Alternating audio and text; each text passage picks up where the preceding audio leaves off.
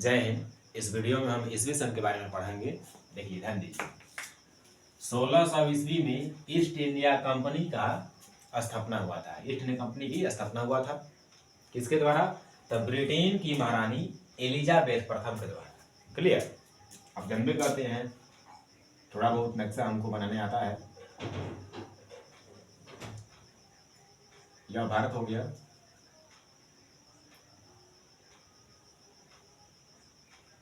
इस प्रकार कुछ है। ऊपर में नॉर्थ होता है, याद रखिए कोई भी नक्शा हो दुनिया का, ऊपर में हमेशा नॉर्थ और नीचे में साउथ। क्लियर? इधर में क्या होता है?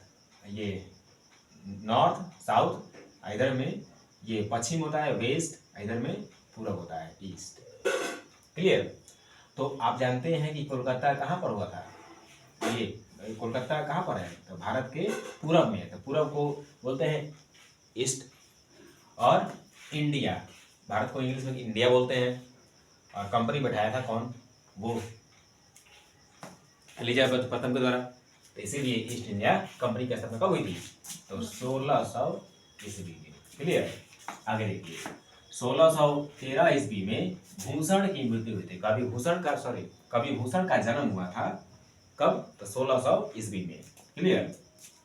1623 ईस्वी में तुलसीदास की मृत्यु हो गई थी। कब? तो 1623 ईस्वी में। क्लियर? 1628 ईस्वी में कबीरस खान की क्या हुई थी? तो मृत्यु हुई थी। साथ ही 1631 ईस्वी में क्या? तो जॉन डन की मृत्यु, जो इंग्लिश पोएट थे, इंग्लिश लेखक थे।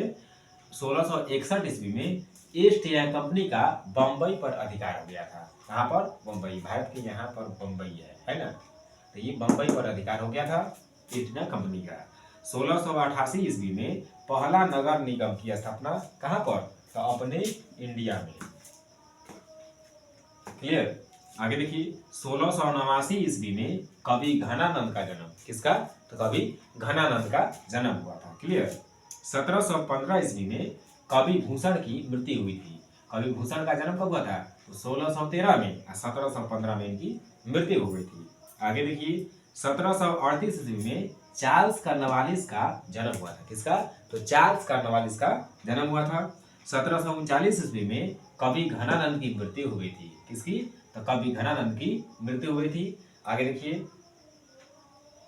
1689 में कवि घनानंद का जन्म और 1739 में मृत्यु हुई थी घनानंद की।